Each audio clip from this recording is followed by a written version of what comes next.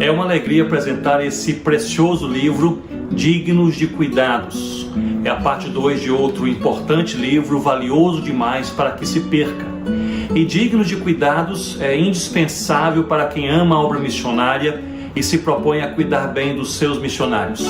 Publicado pela editora Descoberta, que tem se especializado em publicações missiológicas e missionárias, esse estudo foi feito por uma ampla rede de missiólogos, líderes de missões e missionários de campo de dezenas de países ao longo de vários anos. É basicamente uma enciclopédia, um manual com mais de 600 páginas, com riquíssimo material para pesquisa e aprendizado na caminhada missionária, envolvendo igrejas, pastores, líderes de missões e também os missionários. Eu indico para a leitura e, sobretudo, para o desenvolvimento de boas práticas missionárias, para que todos os povos conheçam a Cristo e que isso aconteça com um corpo missionário saudável e bem cuidado para a glória de Deus. Boa leitura!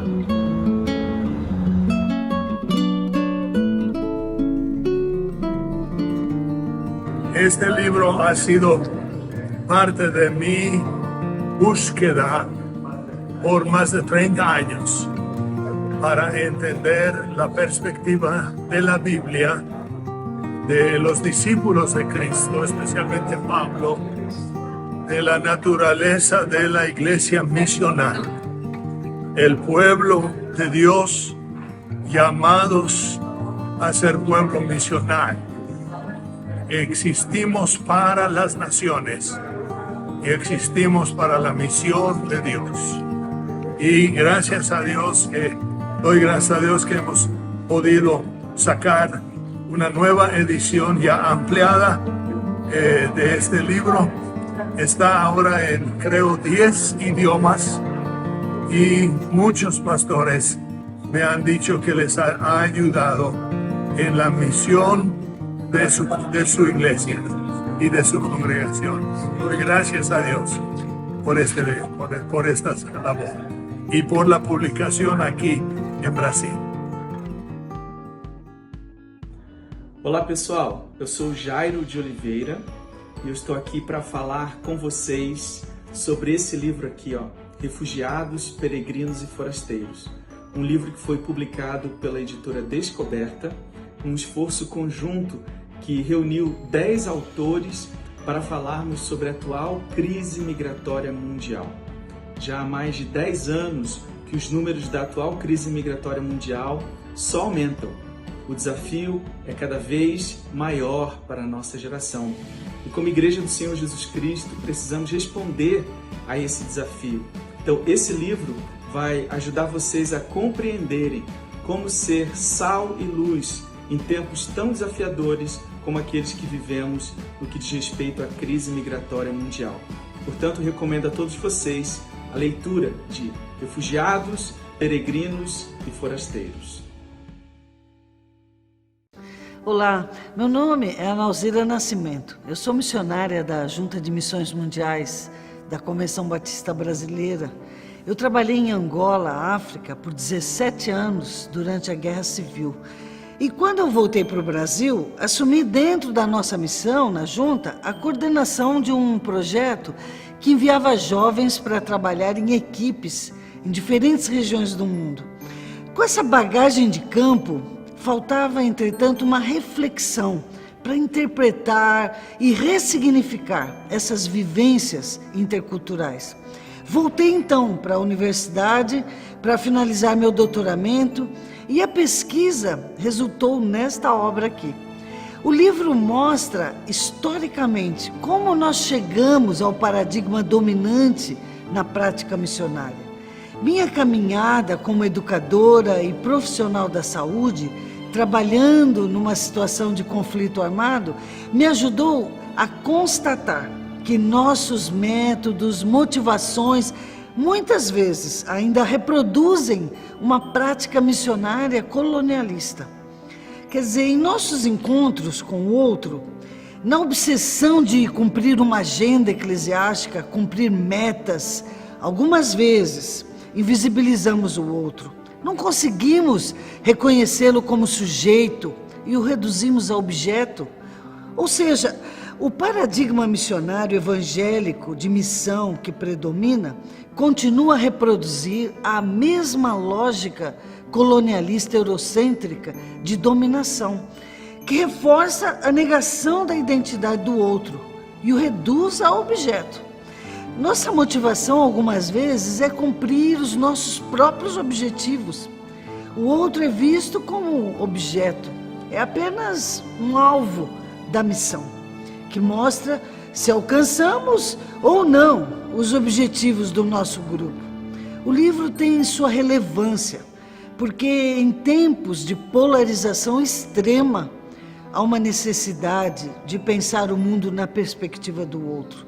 Se colocar no lugar do outro é, sem dúvida, o grande diferencial de uma proposta de abordagem descolonizada que ressignifique o paradigma missiológico. Dessa forma, será possível trabalhar junto com as pessoas locais e não somente por elas.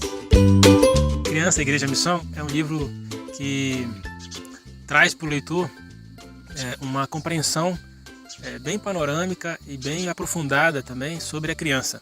A situação que a criança vive hoje, sobre o que é a criança nos olhos de Deus, da teologia cristã, e qual o papel da igreja nessa relação com a criança, e como a igreja se torna mais igreja quando ela acolhe a criança e ela vê a criança como Deus a vê. Uma contribuição muito importante do livro ele acho que avança um pouco mais sobre o que já se fala sobre a criança na igreja, né?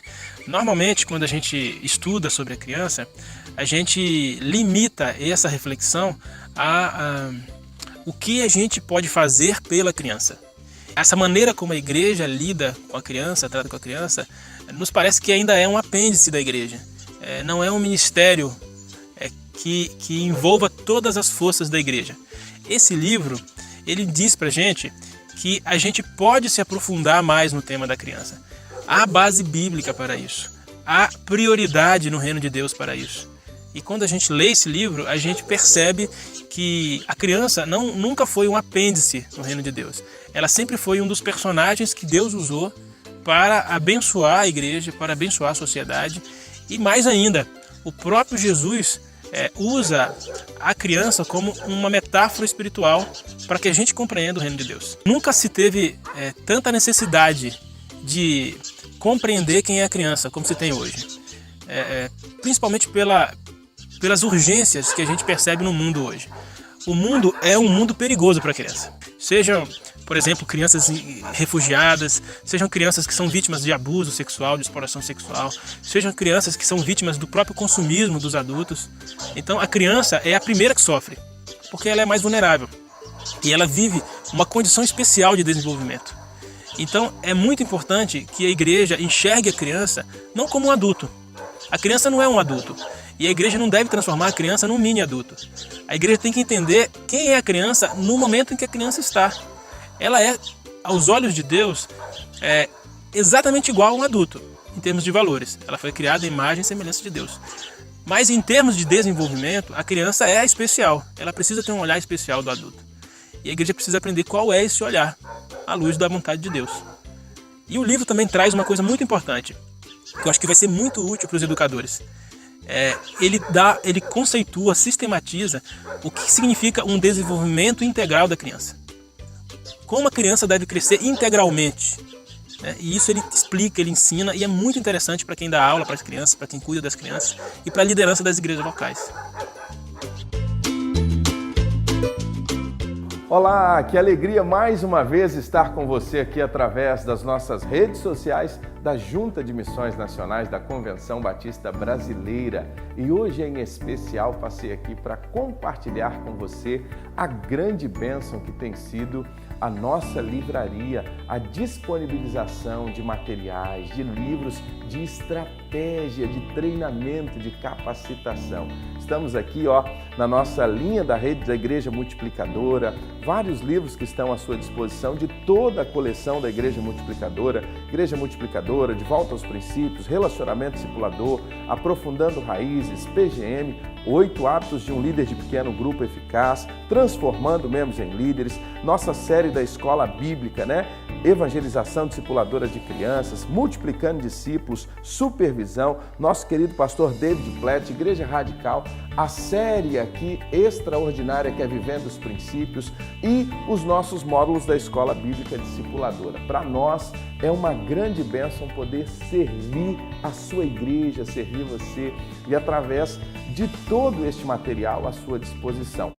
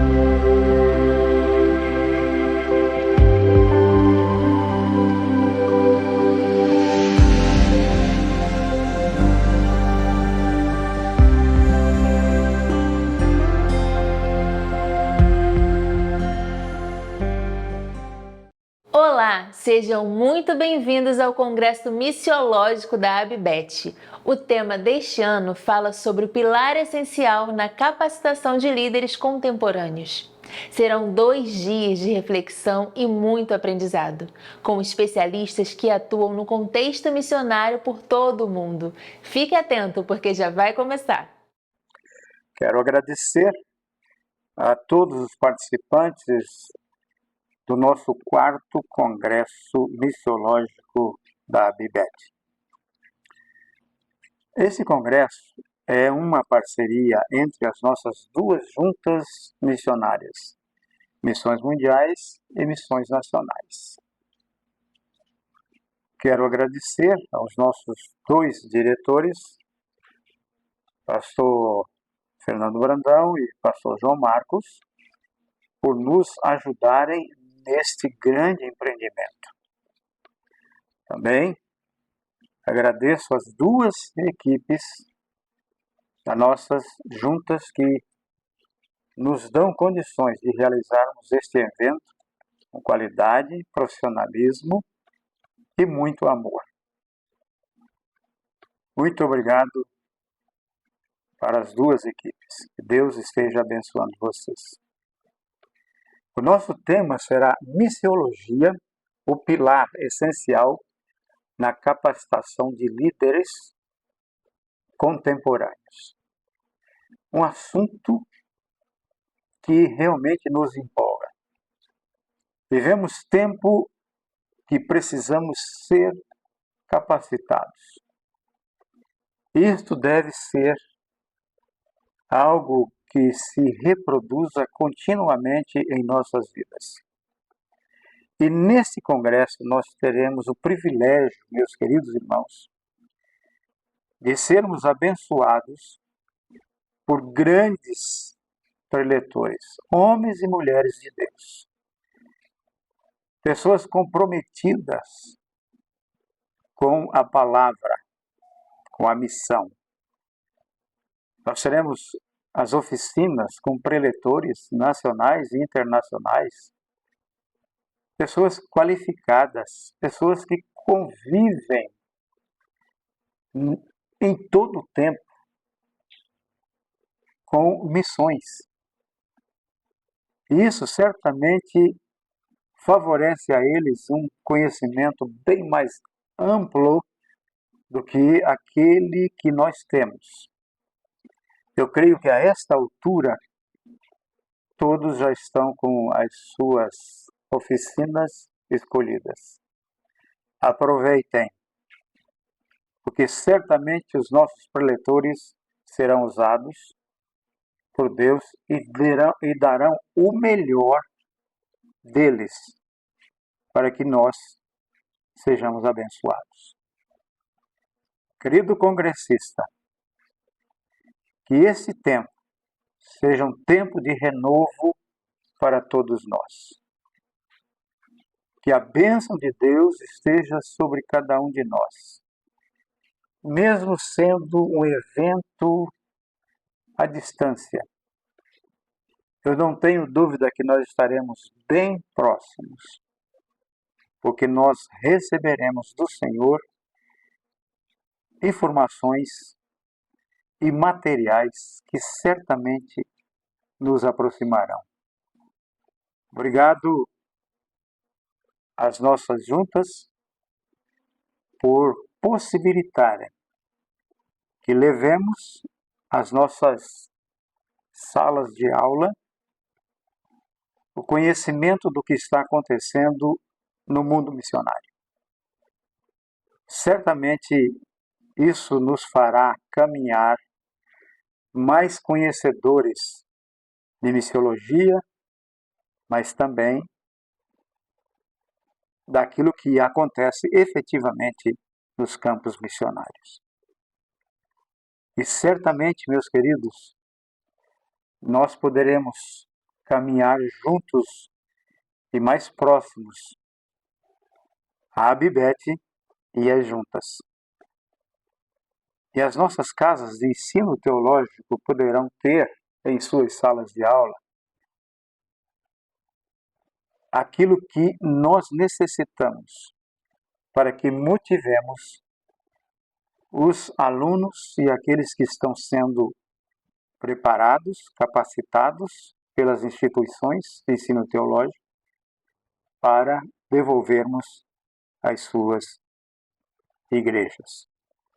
Louvamos a Deus por este tempo e agradecemos ao Senhor pelo privilégio de podermos andarmos juntos. Desde já, um grande abraço para todos. Olá pessoal, eu sou o pastor Daniel Mullier, eu sou responsável pela área de inteligência e segurança missionária. A revista de reflexão missiológica faz parte da área de inteligência e nós queremos com a revista de reflexão missiológica refletir, dialogar sobre missiologia e as outras áreas do saber. A revista de reflexão missiológica ela é dividida em 3 seções: artigos, para que pesquisadores, mestres, doutores possam ali aplicar suas pesquisas e compartilhar com a área acadêmica, com o meio acadêmico, o que está sendo pesquisado. Temos a seção resenhas, um espaço específico para os professores de missiologia. Se você, professor de missiologia, tem uma resenha que o seu aluno fez e você entende que aquele trabalho, aquela resenha tem uma qualidade boa, você pode compartilhar conosco e para que nós possamos publicar também aquele trabalho, aquela resenha feita pelo seu aluno. Temos também a seção Vozes do Campo. É uma seção muito especial, porque mesmo no meio acadêmico nós queremos conectar o campo missionário com a reflexão missiológica. Então, você missionário que tem desenvolvido o seu trabalho missionário no campo, você pode compartilhar conosco os seus relatos de experiência. Queremos que essa sessão Vozes do Campo possa ser um caminho para que a academia, os pesquisadores possam ler o seu relato e possa aprofundar, usá-los como estudo de caso. Se você quiser saber mais sobre a revista de reflexão missiológica, acesse as redes sociais da Junta de Missões Mundiais e ali você vai saber o endereço e todas as informações necessárias para aplicar o seu artigo e sua pesquisa. A nossa próxima edição já está ficando quase pronta, mas você tem até o dia 31 de maio para ainda aplicar suas pesquisas. Então corra, não perca tempo. Começa agora um momento de conteúdo muito importante e inspirador. Esperamos que todos aproveitem bastante e absorvam o máximo de conhecimento possível. Pegue papel e caneta para anotar tudo que puder. Um bom congresso a todos! Este quarto Congresso Missiológico da ABBET, que é feito em parceria com as juntas missionárias, tem um tema fundamental. Sim, estamos falando sobre como a missiologia é um pilar essencial para a formação de líderes contemporâneos. Ora, não há como ser contemporâneo se não pensarmos na questão da missão. O mundo está em busca de respostas. O mundo está em busca de sentido. E nós temos isso porque nós compreendemos a missão. Nós sabemos qual é a missão. E nós temos não só a resposta missiológica, mas nós temos a resposta para tudo, que é o nosso Deus. Por isso, eu quero lembrar a você que a igreja tem um papel fundamental neste mundo. A igreja é a resposta para muitas das dificuldades e a maior parte dos problemas. A solução passa pela igreja. Por isso é importante cada um de nós compreender a missão, compreender qual é o seu papel. Por isso eu quero incentivar você a participar o máximo, a aproveitar cada oficina, cada plenária, a se envolver, a pesquisar mais sobre o assunto, a depois repercutir tudo o que aprendeu aqui. Porque nós precisamos que todas as pessoas que estão em liderança compreendam a importância da missiologia, mas mais ainda do que isso, compreendam a importância de cumprir a missão. Você sabe, nós estamos num momento crucial. Nós estamos vivendo transformações enormes no mundo. Este mundo precisa ser compreendido corretamente. E quando fazemos isso, nós podemos responder aos desafios. A missiologia é a ferramenta para isso. Por isso, mais uma vez, lembre-se, aproveite, usufrua, porque isso foi feito para você. Pelo poder do Espírito, vamos completar a missão. Olá, é um grande privilégio para mim poder participar desse congresso. O tema desse ano é algo que eu acredito e tenho procurado viver de maneira intencional nos últimos anos. Então eu venho aqui hoje não só falar de algo conceitual, mas algo que é visceral e real para mim na minha trajetória de vida dos últimos anos. Normalmente, as pessoas que estão realmente engajadas com a igreja, como por exemplo líderes, professores, missionários, pastores, professores, acreditam que podem fazer mais pelo reino. Pergunte para essas pessoas e elas lhe dirão que não estão confortáveis com o que elas já fazem pelo reino. Elas querem mais. Isso é algo lindo, é algo de Deus. Alguns acreditam que se trabalharem mais, dedicarem mais tempo ou mais energia, vão conseguir ter mais frutos no seu ministério. Outros pensam que talvez se tivessem mais recursos, teriam mais sucesso. Alguns outros pensam que o que falta para eles é um conhecimento, uma ferramenta ou uma estratégia nova para poder impulsionar seu ministério e a sua atuação. Outros pensam em coisas diferentes, mas de forma geral, de alguma maneira se imagina que fazendo algo diferente ou acessando um recurso novo, eu posso produzir mais, ter mais frutos. Mas na perspectiva do Novo Testamento, parece que tem uma questão, um aspecto crucial que leva uma pessoa a desenvolver melhor a sua influência e o seu ministério. Você sabe qual é? Quer saber? Então vamos lá.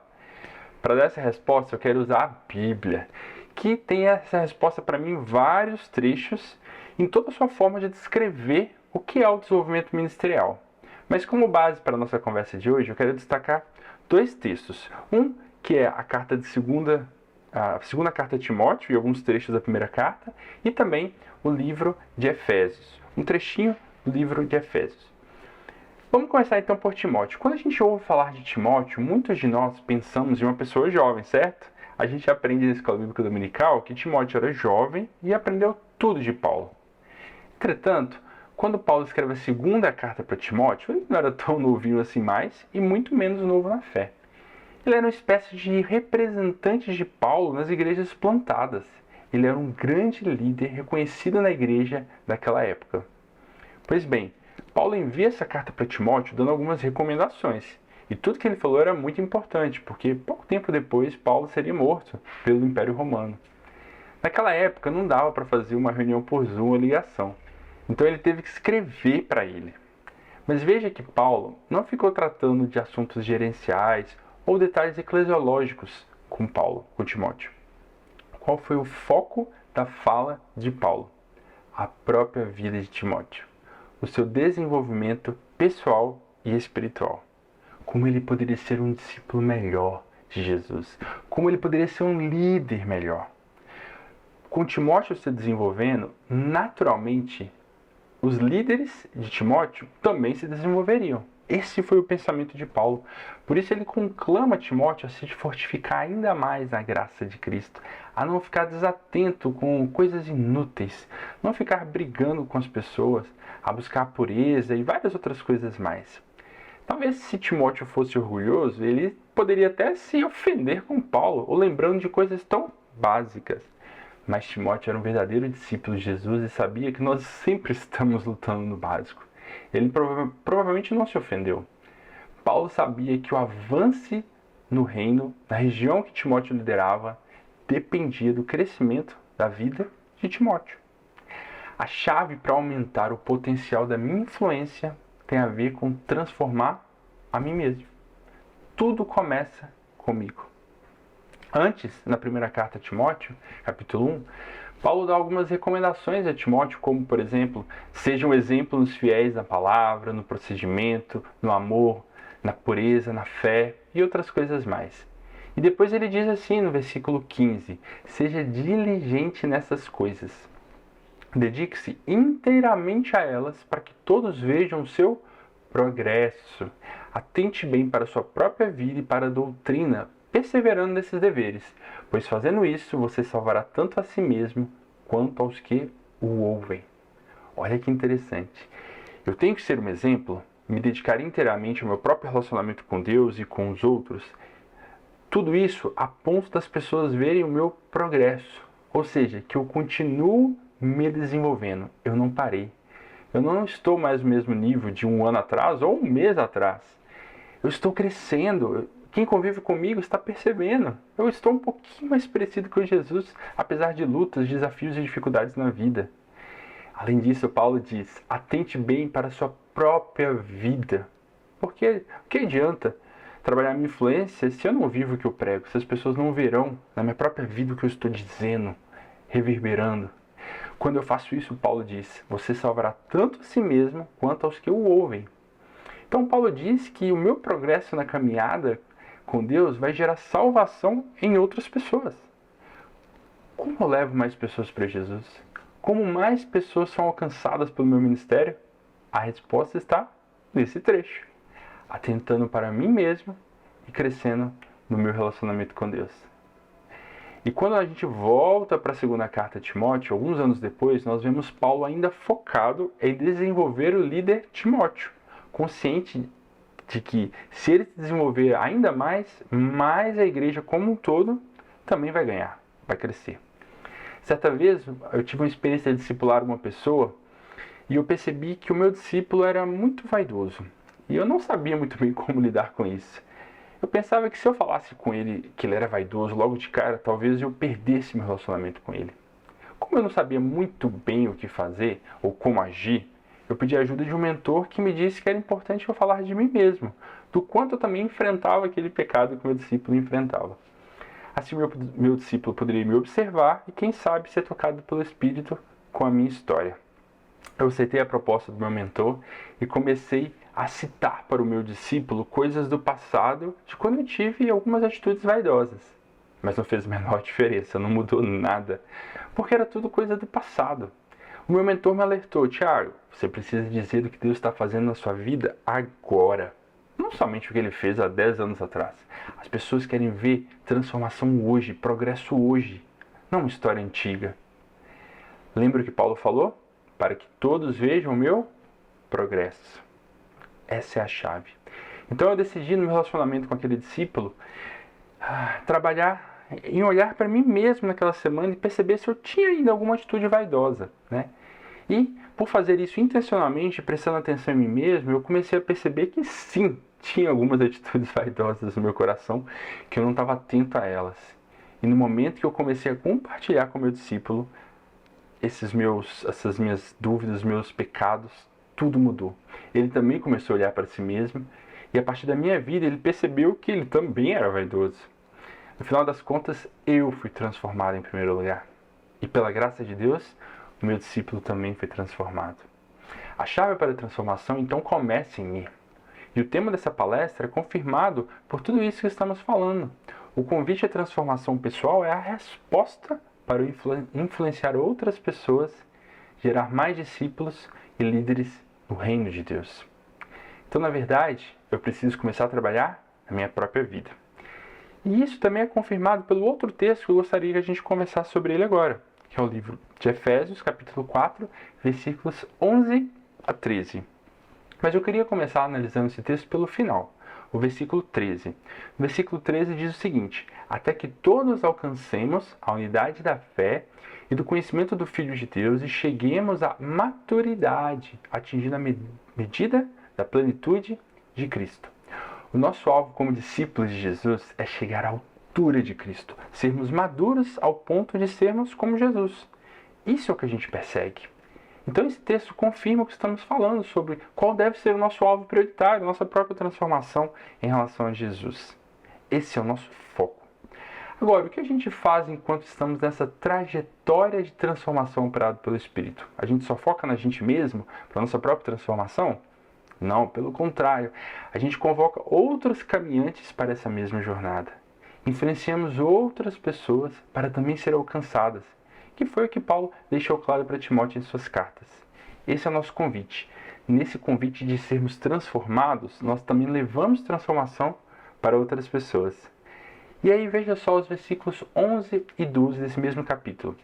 E ele designou alguns para apóstolos, outros para profetas, outros para evangelistas e outros para pastores e mestres. Para quê? Com o fim de preparar os santos para a obra do ministério, para que o corpo de Cristo seja edificado. Esse versículo, esse trecho é impressionante. Eu imagino que você conheça bem esses versículos e provavelmente até já tenha pregado sobre eles. Mas eu não sei se você já reparou na ordem dos argumentos que Paulo apresenta em sua mensagem nesse trecho. Faz toda a diferença para a gente entender a lógica que Paulo está propondo. Ele inicia esse trecho dizendo que Jesus designou alguns para algumas funções ministeriais, como apóstolos, profetas, evangelistas, pastores, mestres. Essas funções ou atuações espirituais têm a ver com a forma como cada pessoa pode exercer influência sobre as outras. Cada uma dessas funções tem as suas próprias características. Você sabe qual é a sua? Você sabe qual é a sua função? Se não sabe, precisa descobrir para entender melhor o seu próprio papel no reino. Mas para que Jesus criou essas funções ministeriais ou essas diversas formas de atuação? O que essas pessoas fazem? O que nós devemos fazer nessas funções? Essas pessoas que são líderes no reino fazem o quê? Preparam os santos para a obra do ministério. Minha função como líder, sua função como líder, não é querer fazer as coisas sozinho, por conta própria e dar conta de tudo. Não. Minha função é preparar outras pessoas para que elas façam a obra do Senhor. É assim que Paulo diz que o corpo de Cristo será edificado. O meu papel é preparar outros para que eles se engajem. Mas parece que nós nos esquecemos disso na trajetória da igreja, né? A gente coloca o missionário ou o pastor, às vezes, como a pessoa principal que tem que resolver tudo, dar conta de tudo, saber tudo, e vira um peso desnecessário e, às vezes, até pecaminoso.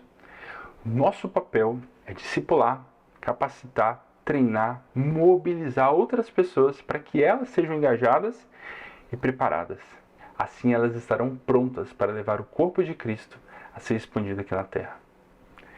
Concluindo a nossa conversa, o meu então e o seu papel nesse ministério tem a ver com priorizar nossa própria trajetória de crescimento espiritual, a partir da minha transformação, levar outras pessoas a também crescerem. Como eu faço isso? Entendendo o meu papel, a partir da minha função ministerial, e preparando outros para que sejam também engajados na obra de Deus. Eu espero que você possa fazer essa caminhada de maneira intencional, estratégica e progressiva para a glória de Deus. Deus os abençoe.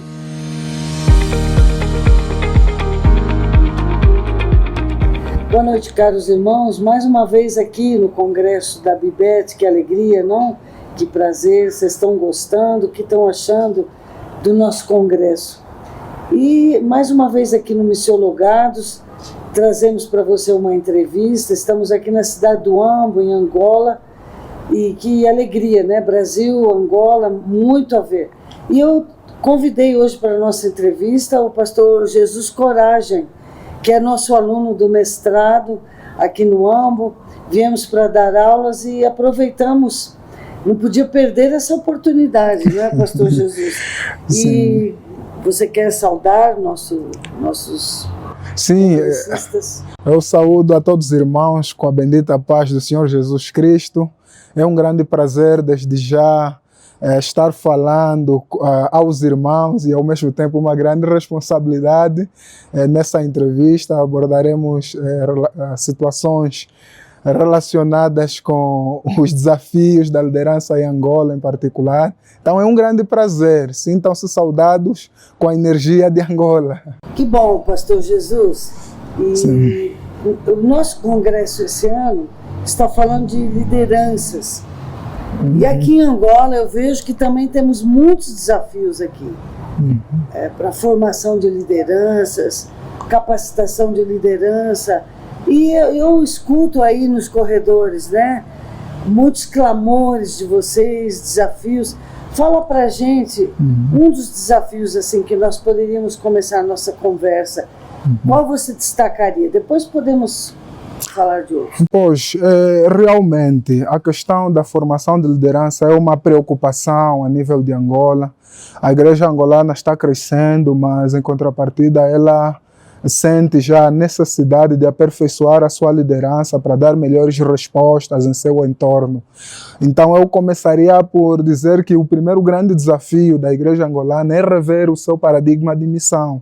Aí está a base para que ela não esteja fadada a cometer muitos erros que foram acontecendo ao longo da história. Em que sentido o pastor fala isso de rever? Você poderia dizer um ponto assim que... Sim. Como está esse paradigma? Sim, o nosso paradigma de missão, a minha percepção é de que é muito eclesiocêntrico. A igreja está muito autocentrada, está centralizada em si mesmo e está evidenciando pouco Cristo. Então ela está muito centrípeda, está trabalhando mais para si mesma do que para fora. Então ela, por outro lado, precisa rever a questão da colonização. É muito forte ainda.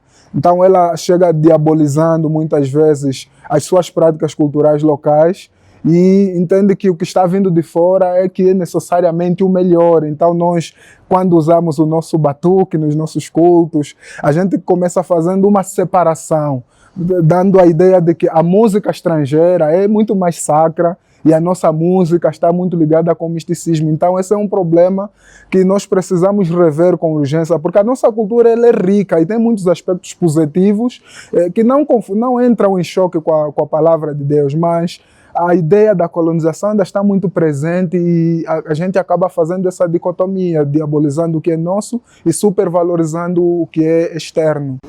Sim. Muito bom, porque nas conversas que nós tivemos, assim, eu vi que nesses dias de aulas, as conversas com os alunos, né, um dos desafios que eu acho que é o do Brasil também.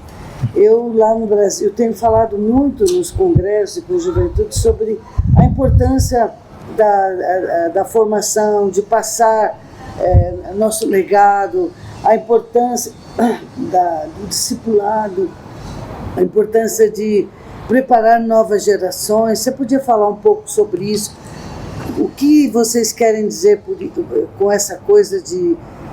até você falou para mim de um discipulado intencional e de proximidade. Pode explicar para a gente? Sim, posso explicando. É que em nosso contexto há um certo abandono das pessoas que se convertem, das pessoas que estão sendo chamadas para a liderança. Então elas são praticamente abandonadas, elas recebem Cristo, mas não existe um acompanhamento intencional, não existe uma prática de discipulado que comece a forjar essas novas pessoas para se tornarem líderes parecidos com Cristo. Então a gente precisa rever isso com bastante urgência, porque o objetivo do discipulado é tornar os líderes, os discípulos, parecido com Cristo, ser um pequeno Cristo. E isso é um processo contínuo e deve ser intencional, porque se não houver a intencionalidade, a gente vai perder de vista o padrão de Jesus. Só para exemplificar, Jesus, tão logo começou o seu ministério, ele entendeu que precisava criar uma equipe e que poderia fazer um acompanhamento presencial, intencional, e até quando ele viu que estão prontos para então irem ao mundo, deu-lhes então a ordem da grande comissão. Então isso nós precisamos também padronizar à luz do ensino de Jesus. Sim. Interessante, esse fator que você traz de intencionalidade, acho que então vai além de dar um cursinho, muito além de simplesmente passar conhecimentos, Sim. mas é essa coisa de vida na vida, né? Realmente, porque Jesus, e Paulo inclusive, ele fala aos irmãos: sede meus imitadores, porque eu sou de Cristo. Exato. Esse é o objetivo último, que a gente se torne imitador das lideranças, como elas são de Cristo. E nós não podemos ter a ousadia de dizer, fazer essa afirmação ao povo: seja o meu imitador, como eu sou de Cristo, a menos que a gente se certifique que esteja imitando a Cristo. Sim. Sim. E aí já quero pegar o gancho aí na próxima pergunta. Nas conversas nossas em aula, esses dias, tudo, então, houve esse comentário de que eu vi assim no nosso evento que fizemos aqui também sobre vocação, que é um clamor, os jovens aqui estão fortemente preocupados com a sua vocação. O que eu estou fazendo no mundo? Por que eu existo? O que eu vim fazer aqui? Qual a minha função no planeta? Estou aqui por estar. E então, pensando nisso de vocação, eu vi que na nossa conversa você falou também dessas novas gerações e espaço. Você quer falar agora sobre isso também, que talvez os jovens não estão tendo muito espaço? Porque eu pergunto isso porque no Brasil também... Certo. Realmente o nosso contexto, ele foi forjado no ambiente dos reinos, né? Trazendo um pouquinho a questão da nossa história. Angola passou por 3 processos de transição, saiu de um reino, entrou para uma província, um estado, como o brasileiro chama, e saiu do estado, passou para a república. Entretanto, a questão dos reinos em miniatura ainda estavam lá presentes.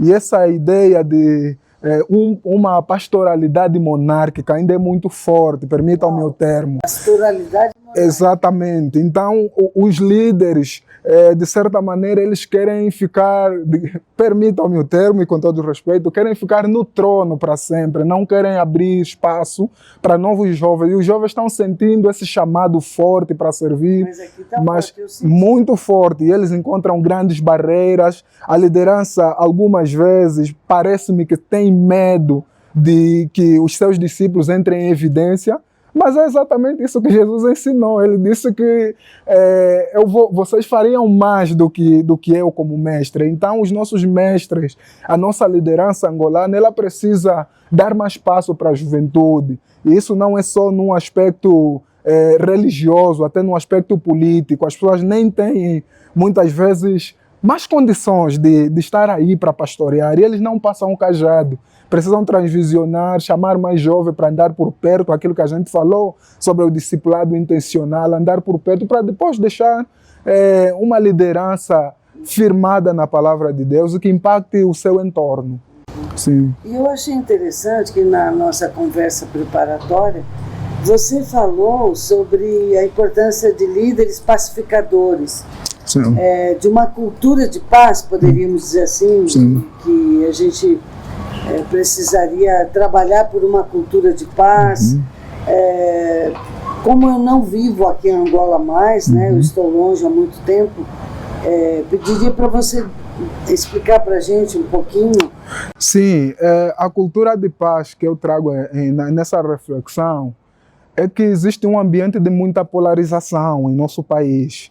E isso por conta do nosso passado histórico mal resolvido, a questão das guerras. A gente está há 22 anos de paz, entretanto ainda há ressentimentos, ainda há... Você acha que todos esses anos ainda há essa polarização? Ainda existe e é muito forte. E ao que tudo indica, parece que a situação vai cada vez mais intensificando. Qual o papel da igreja? O papel da igreja é servir de agente de pacificação dentro da comunidade, dentro do seu país.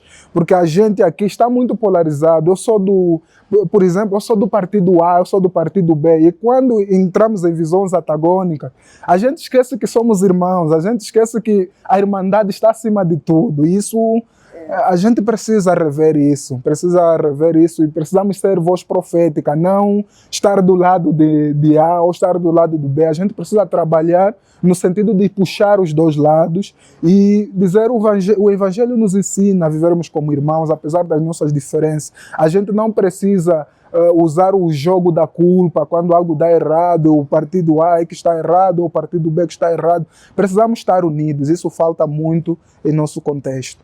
Se o povo de Deus se unisse mais, né? Sim. Nós seríamos muito mais fortes. Muito mais. Mas, Jesus, eu queria, infelizmente, preciso encerrar. Nosso tempo é pouco. Sim. Mas eu queria que, depois dessa semana, nós tivemos aqui 15 dias de aulas, tivemos esse ataque intensivo de aulas. É verdade. E então eu terminaria perguntando como vocês veem assim, a importância da educação teológica nessa preparação de lideranças, nessa coisa de passar o legado. Aqui em Angola, como você colocaria isso? Como está a educação teológica? Esse curso teve alguma influência? Ou tem alguma importância para você esse curso que você está fazendo? Muita. Graças a Deus, existe uma valorização do ensino teológico nos últimos anos. Antigamente existiam muitos tabus de que a formação teológica abafa a fé, a formação teológica faz a gente se tornar mais ateu.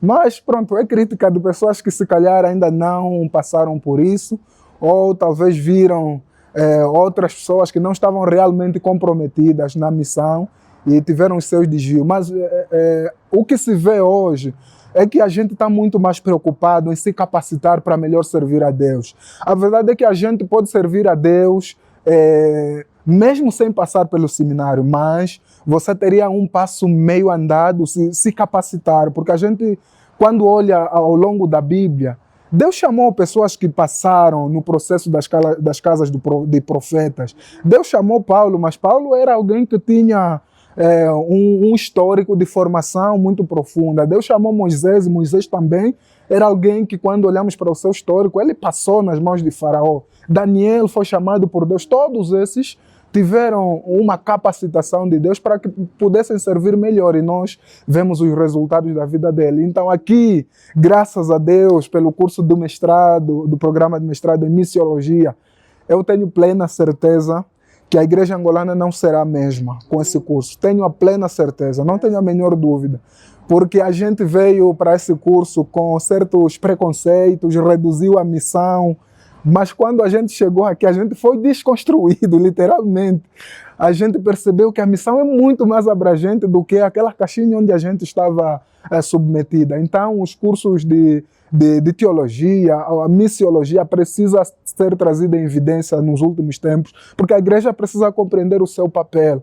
A gente não tem que disparar em tudo quanto é canto, a gente precisa se alinhar aos movimentos de Deus e encontrar o nosso lugar nessa história da redenção de Deus. Amém, que lindo, né? E esse é o objetivo. O curso não é só dar uma capacitação acadêmica, mas a gente tem trabalhado muito essa questão de vida e encontre o seu lugar nessa grande história de Deus, né? Isso. Mas eu quero te agradecer, é uma pena, não dá vontade de parar. Nós vamos ter que parar. Sim. Eu quero agradecer a todos que estiveram aqui com a gente e vamos agora para o nosso próximo programa. E olha, bom congresso para você. Que Deus te abençoe. Muito obrigada Amém. pela sua assistência. Quanta coisa boa ouvimos agora! Palavras que nos ensinam e nos edificam cada vez mais. Continue atento, pois ainda temos mais para aprender.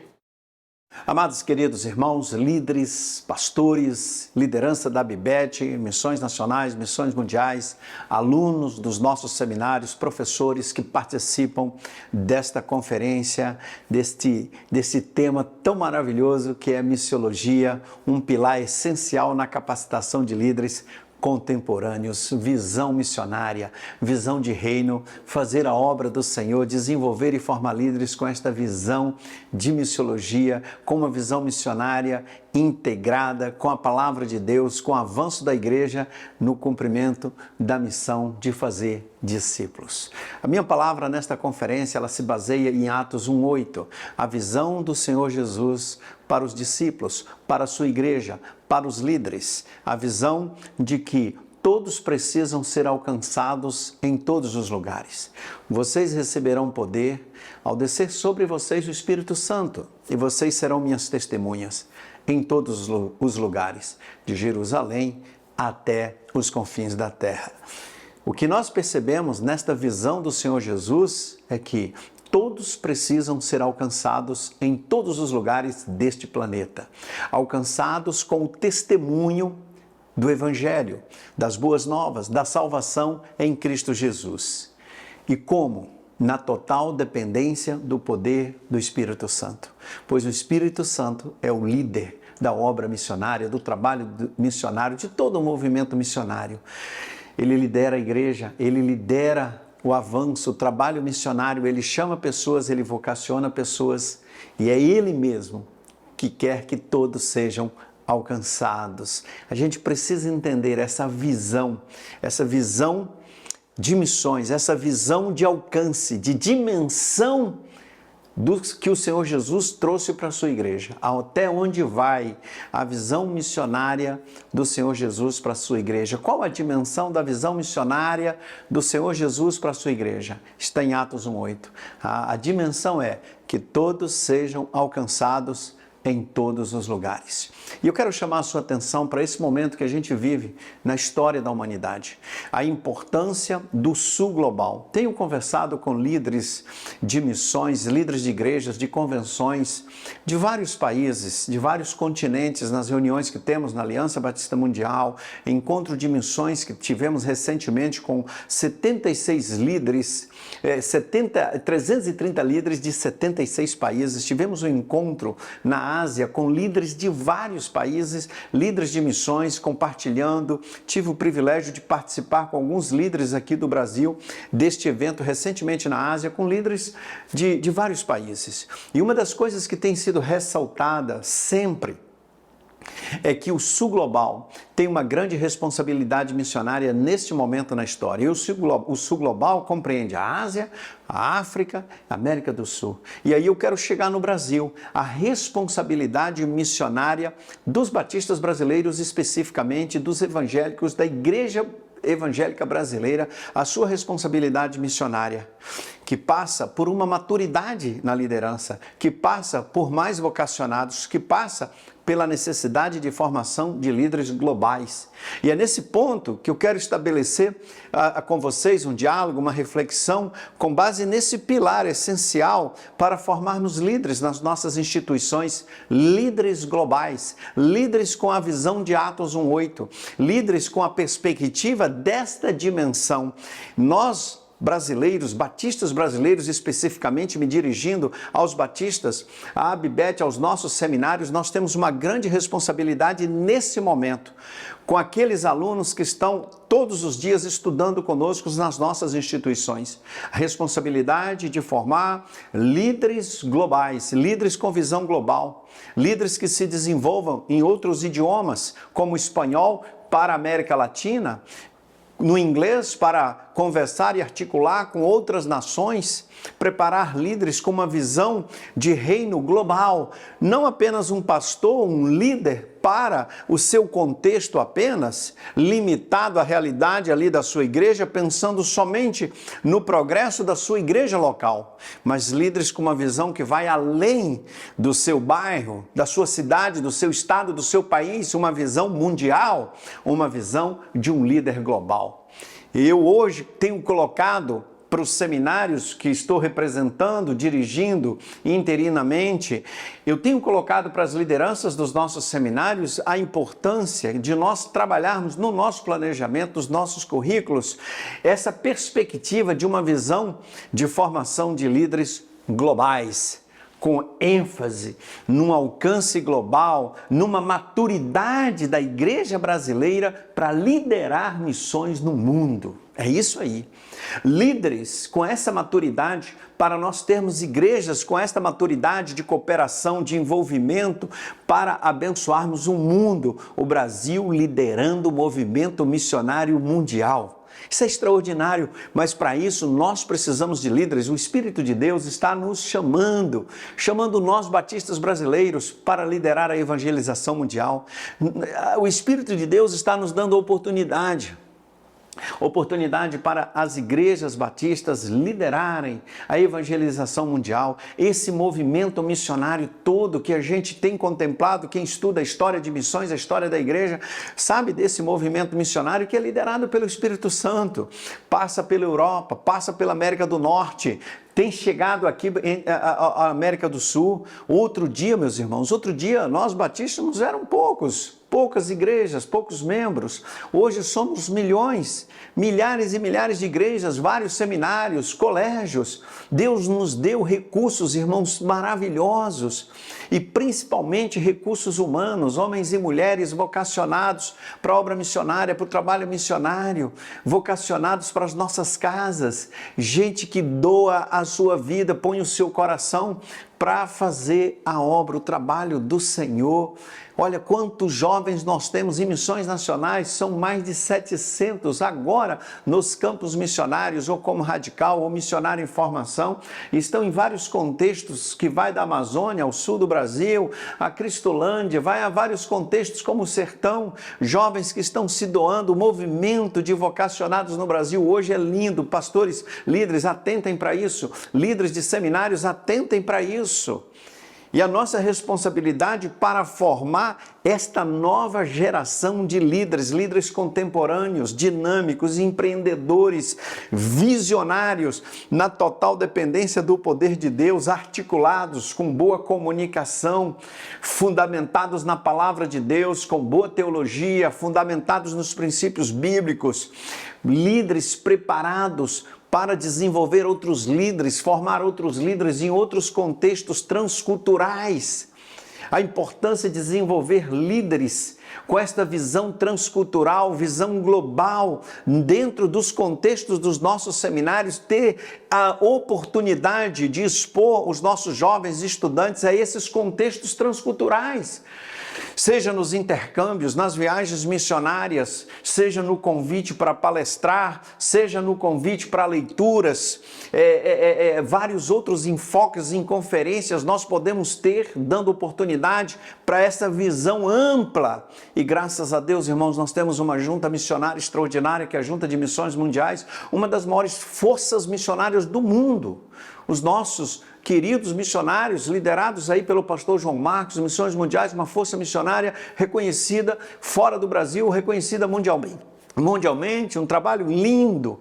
E nós temos internamente, irmãos, um movimento missionário também fortalecido pela graça, bondade do Senhor, que tem avançado. Daí as nossas instituições de ensino, seminários, irmãos, têm uma responsabilidade muito grande e uma extraordinária, maravilhosa oportunidade de formar esses líderes contemporâneos, visionários, empreendedores, líderes globais, líderes com uma perspectiva muito maior do que apenas um ministério de igreja local, apenas para sobrevivência ministerial. Mas Deus nos chamou para muito mais. Deus nos chamou para liderar a visão dele, a visão que está lá em Atos 1:8, a visão de alcançar todos em todos os lugares com o evangelho de Cristo Jesus. Pilar essencial na capacitação de líderes contemporâneos, uma visão global. transcultural, uma visão de alcance na perspectiva de Atos 1:8, encontrar esses líderes nas nossas casas, desenvolvê-los, atraí-los com esta visão, atraí-los com as oportunidades que temos em todo o mundo, no Brasil e fora do Brasil, e aqui nós recebemos tanta gente que está vindo de fora, de outras nações, refugiados, pessoas que migram para o Brasil, pessoas que vêm morar aqui.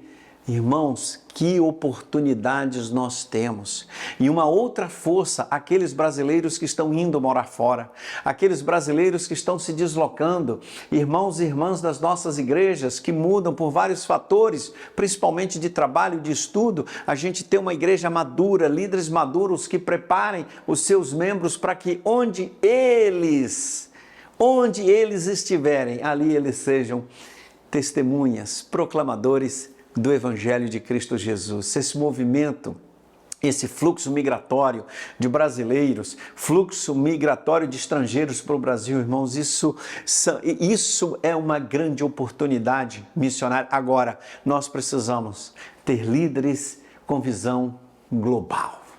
Líderes contemporâneos com esse pilar essencial da visão de Atos 1:8, que é muito maior, meu irmão, do que pensar apenas no sucesso do ministério na igreja local. Aí, professores, liderança de seminários, nós temos uma grande responsabilidade. O que nós vamos transmitir? Quais líderes vamos formar? Com qual visão? Qual a dimensão da visão missionária que os líderes que passarão pelas nossas instituições levarão? E o princípio missiológico, a essência de missões, irmãos, os fundamentos bíblicos, a teologia bíblica de missões, aspectos transculturais, visão global, o poder de Deus, a oração, isso mesmo, oração e o poder de Deus são essenciais nesta capacitação de líderes contemporâneos para viver esta oportunidade que o Senhor nos dá. Atos 1:8 diz: receberão poder ao descer sobre vocês o Espírito Santo. É o poder de Deus que vai fazer isso. Por isso, vida de oração, intimidade com Deus, relacionamento com o Senhor, meus irmãos, são imprescindíveis. Sem isso nada acontece. A gente pode ter todo o domínio, todo o conhecimento, não vai mudar a vida de ninguém, porque é o poder de Deus que muda. É o Evangelho, a essência da palavra, o poder do Evangelho, a oração, isso transforma vidas. O poder do Evangelho de Cristo Jesus. Portanto, queridos, esta conferência eu vibro porque o tema dela é missões, é missiologia. Está na pauta, na agenda da ABIBET. Eu quero parabenizar mais uma vez a liderança da ABIBET por esta conferência em parceria com as nossas juntas missionárias. Essa conferência ela tende a crescer cada vez mais. Essa conferência ela se tornará nos próximos anos uma conferência mundial, com líderes mundiais, com gente de outros países participando conosco, com transmissão simultânea em outras línguas, em outros idiomas. O Brasil é um celeiro da visão missionária. O Brasil é um celeiro de vocacionados. O Brasil é um celeiro de igrejas apaixonadas, comprometidas com missões. O Brasil é um celeiro de líderes com visão missionária empreendedora, dinâmicos, fortalecidos na graça do Senhor. O Brasil é um celeiro para enviar milhares e milhares de pessoas para levar o Evangelho de Cristo Jesus até que o último seja alcançado, até que a última fronteira seja alcançada, até que todos conheçam Cristo Jesus, conheçam o Evangelho, até que todos tenham contato com esta grande notícia. Cristo Jesus morreu por nós, ressuscitou, para que todo aquele que nele crê não pereça, mas tenha vida eterna. Notícia maravilhosa. Até que ele volte, nós estaremos em missão, cumprindo esta missão com alegria de levar o Evangelho de Cristo Jesus para todos, em todos os lugares. Deus abençoe a ABIBET, Deus abençoe os nossos seminários, Deus abençoe todos os nossos vocacionados e que cada vocacionado seja cheio da visão do Espírito de Deus, cheio desta visão ampla, de alcance global, com maturidade, para que a gente cumpra a missão, a oportunidade que Deus está nos dando como povo de Deus, como batistas brasileiros. Parabéns, seminários, parabéns, ABIBET, parabéns, Missões Mundiais, Missões Nacionais. Nós estamos juntos e vamos continuar avançando, formando líderes vocacionados para o exercício dos ministérios que o Senhor Jesus tem nos chamado. Deus os abençoe.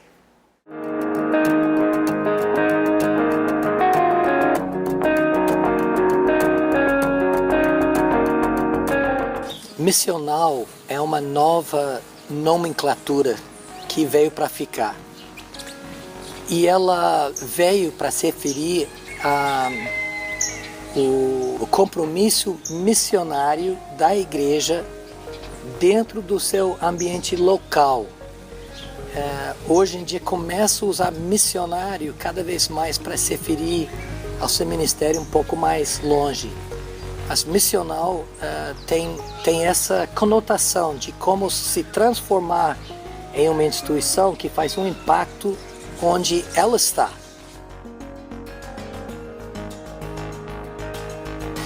A visão missionária da Bíblia, ela faz um panorama de toda a Bíblia, desde Gênesis até Apocalipse, para falar sobre o papel da igreja e do povo de Deus através dessas escrituras todas, para abençoar todos os povos da terra, para discipular todas as nações, para exercer sua incumbência como instrumento de Deus para a transformação do mundo. O que é a igreja missional? Esse livro tem um propósito mais específico. Primeiro trabalha igrejas específicas, a igreja de Jerusalém, da Galácia, da Antioquia e assim diante, 6 igrejas, e olha para essas igrejas perguntando de que maneira essas igrejas foram fiéis na sua vocação de ser instrumentos de transformação de Deus onde essas igrejas estão. Então, nesse sentido, né, a ideia é de buscar o que significa dentro do Novo Testamento, essa ideia de missional.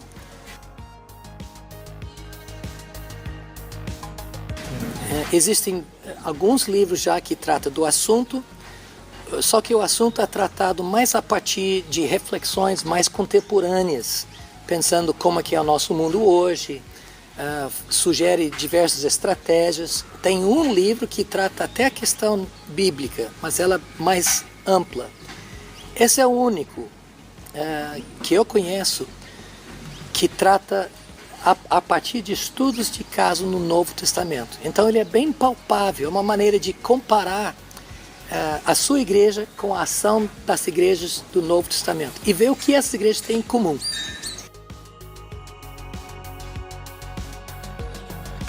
As pessoas que vão ler esse livro, imagino, são pessoas interessadas na transformação das suas igrejas locais, em igrejas que têm mais impacto dentro das suas comunidades, e ela vai fornecer essa comparação com as igrejas do Novo Testamento para verificar se nossas igrejas estão fazendo de acordo. Algumas observações são simples, são óbvias, são mais diretas. Igrejas missionais todas são igrejas que enfatizam muito a oração. Outras não são tão óbvias. Eu descobri, por exemplo, que todas essas igrejas enfatizam a multiplicidade da liderança da igreja, porque assim espelha o que Deus está fazendo na criação de novo céu e nova terra, uma comunidade multiétnica, diversa, que alcança o mundo inteiro. Então isso já aparece nas igrejas missionais. É uma maneira de pensar sobre a sua e a minha igreja a partir dessas igrejas do Novo Testamento.